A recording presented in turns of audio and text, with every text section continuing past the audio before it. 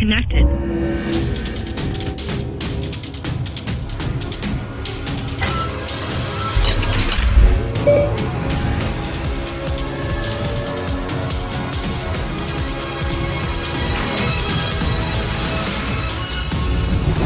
Connected.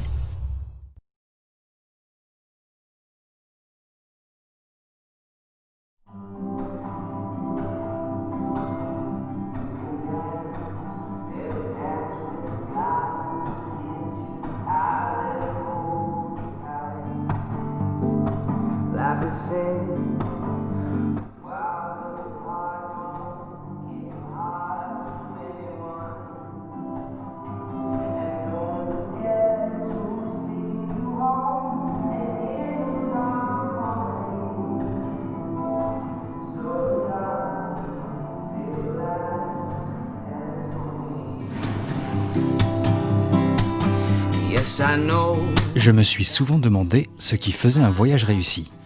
La distance, la destination, les rencontres ou tout à la fois. Ce dont je suis certain, c'est que laisser place à l'imprévu est une des clés. Mais imaginez en plus de ça qu'il me soit interdit de traverser les frontières et que je n'ai que pour seul choix que de me déplacer en France. Ça peut sembler un peu réducteur au premier abord, et pourtant, lorsque j'ai commencé la moto il y a 3 ans, j'avais déjà le sentiment que notre pays pouvait regorger de trésors cachés. Des endroits un peu confidentiels, auxquels on ne pense pas forcément lorsque l'envie de voyager nous prend. Et surtout, j'aime me rappeler qu'il y a encore peu de temps, des gens venaient du monde entier pour voir ce qu'il y a à côté de chez moi. Des billets d'avion très chers pour visiter tout ce qui m'entoure au quotidien, et parfois même à seulement quelques centaines de kilomètres de distance. C'est assez étrange dit comme ça, non ? Eh bien moi, je pense que non. Pourquoi ? Eh bien, je vais tenter de vous le prouver. À travers ce premier épisode, j'ai décidé de vous faire découvrir 2 trésors situés au fin fond de la Normandie. Armé de ma moto, mon baluchon et de ma tente, je pars pour 3 jours avec pour destination les dunes de Biville. D'une superficie de 190 hectares, ces plus anciens massifs dunaires d'Europe promettent d'être spectaculaires. Mais avant toute chose, je quitte la capitale avec pour première étape la campagne normande de Lisieux chez ma grand-mère dans le Calvados.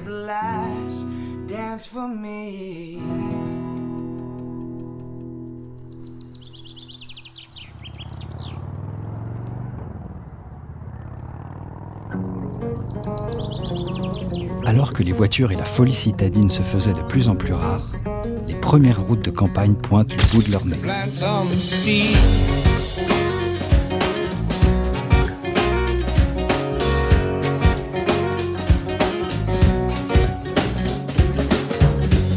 La Normandie est tellement riche. Ces grandes maisons à colombages sont un marqueur régional fort qui me ramène toujours à de doux souvenirs d'enfance quand je faisais de longs trajets avec mes parents et mes frères. Et d'ailleurs, parlons famille. Ma grand-mère habite depuis toujours dans une énorme maison typique de la région. De grandes poutres, des champs à perte de vue et quelques vaches qui vivent dans la quiétude de la verdure.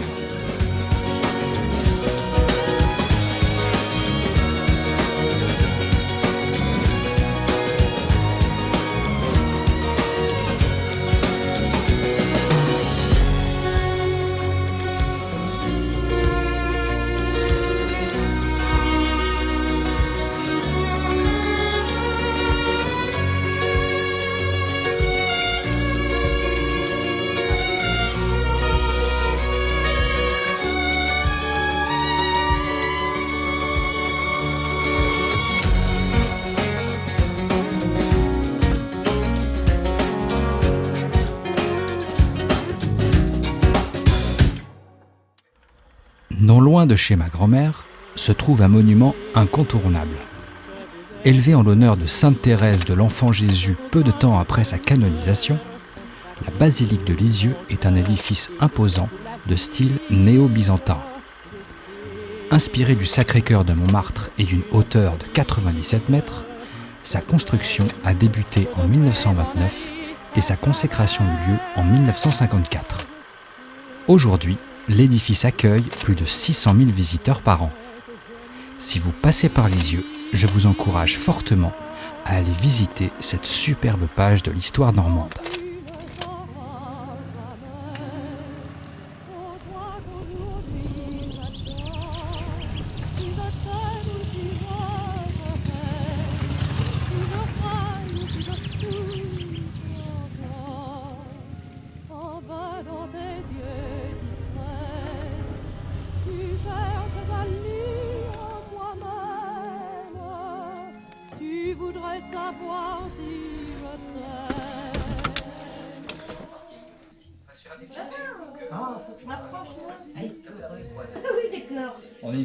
J'ai eu le plaisir de rencontrer Patty, un petit beagle de 11 mois que ma tante a récemment adopté. J'aime profondément les chiens. Ils ont ce quelque chose dans le regard qui fait la différence, et j'ai toujours l'impression qu'ils comprennent mieux la vie et les humains que moi. Après une soirée de retrouvailles très agréable à refaire le monde et un repas chaud, il était temps d'aller dormir l'esprit tranquille, mais concentré sur les paysages que je m'apprêtais à voir.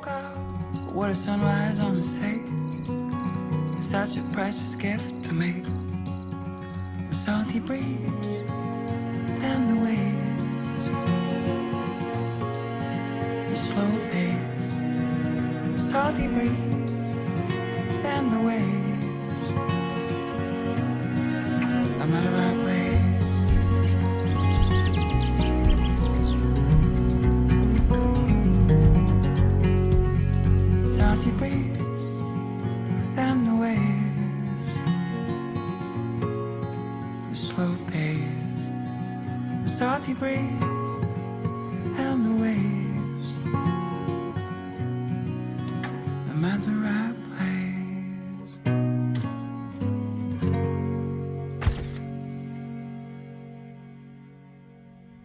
Le temps d'une matinée ensoleillée et d'un moment privilégié en famille, je reprenais la route direction la côte normande.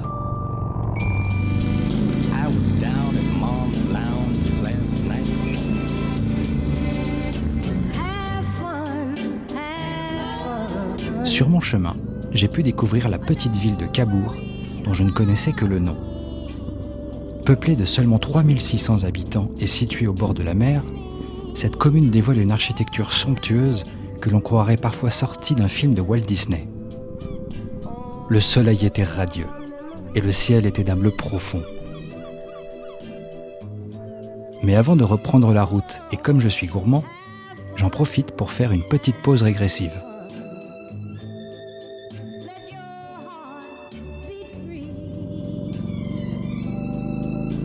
Après des kilomètres en bord de mer à prendre le soleil, j'arrive doucement à ma deuxième étape, les falaises d'Arromanches que je connais déjà bien, mais que je tenais à vous faire redécouvrir. C'est ici que je vais établir mon bivouac pour la nuit, avec comme bande-son les vagues frappant les falaises et le chant des mouettes locales. À chaque fois que je viens ici, les couchers de soleil sont spectaculaires et la sensation d'être seul au monde est bien présente. Si vous recherchez la vue des falaises d'Étretat sans les touristes, n'hésitez pas à vous rendre au Cap Manvieux. Il y règne encore quelque chose de rare et de sauvage.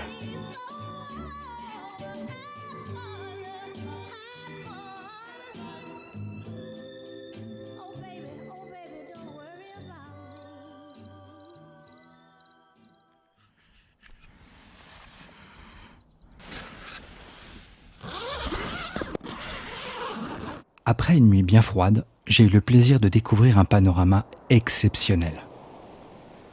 Regardez-moi ça.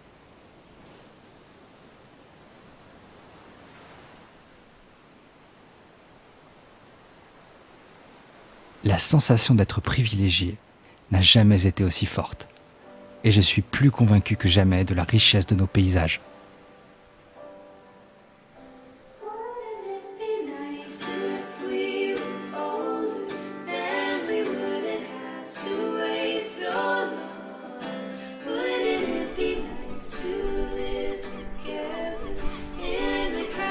Le temps d'un café en guise de réveil pour reprendre mes esprits, je devais faire mon pactage et décoller afin de ne pas déranger les locaux qui viennent souvent ici admirer l'horizon. J'aime l'idée de profiter de ces endroits en toute discrétion et repartir avec des images plein la tête.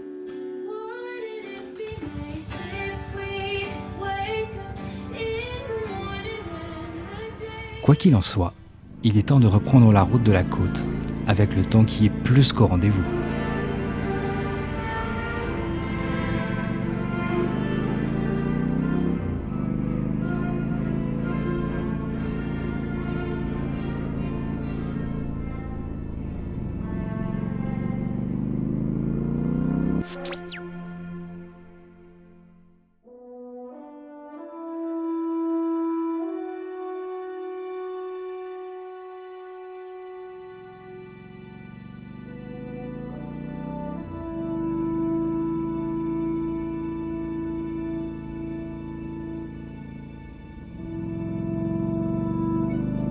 Il est impossible de parler de la Normandie sans évoquer le débarquement. C'est pour cette raison que j'ai pris le temps de m'arrêter au bord de la plage d'Omaha Beach. Bien qu'il soit difficile pour moi d'imaginer qu'ici même, une des plus grandes pages de l'histoire de France s'est jouée il y a presque 80 ans, il est inconcevable de rester insensible à cet endroit et à ce qui s'en dégage. «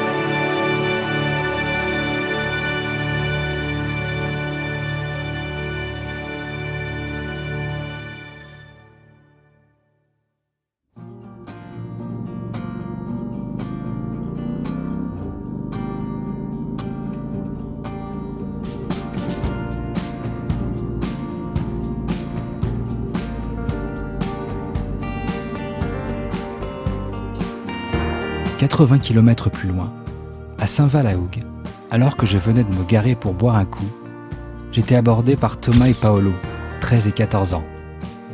Très curieux et fans de youtubeurs moto. Amusés, je leur propose tout naturellement de monter sur la Guzzi. Et bien évidemment, ils se sont pas vraiment fait prier. Je crois bien que ça les a marqués, et moi aussi d'ailleurs.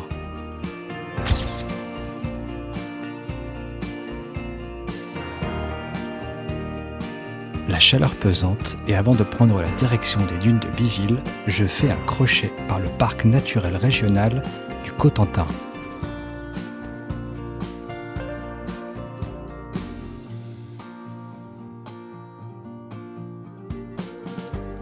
À travers les petits villages normands, je prends un plaisir fou à rouler et profiter de ces beaux paysages.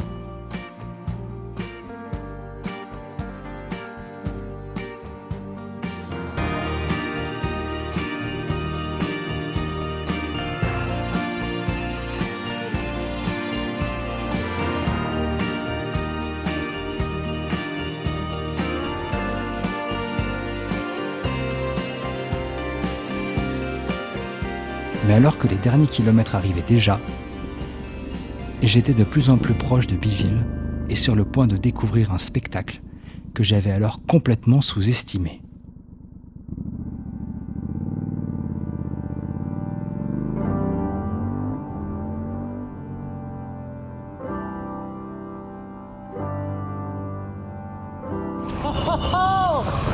C'est magnifique!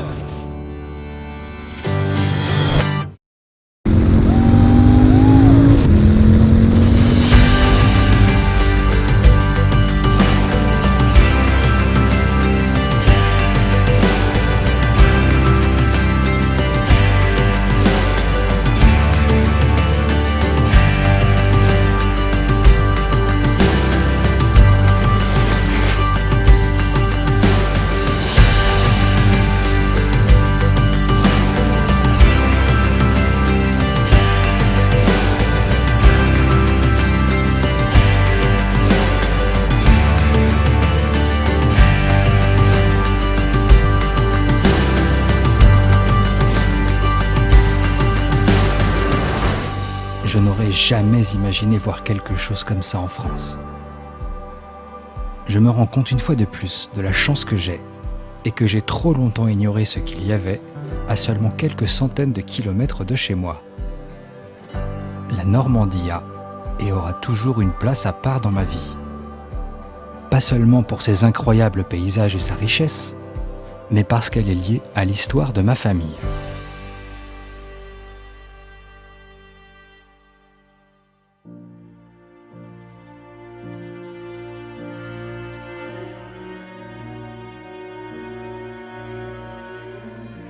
Et pour répondre à la toute première question de cette vidéo, que ce soit à l'autre bout du monde ou en France, je pense aujourd'hui qu'un voyage réussi ne réside pas forcément dans la distance parcourue ou la destination, mais plutôt dans l'histoire que vous allez écrire, les anecdotes, les visages et les rencontres inattendues.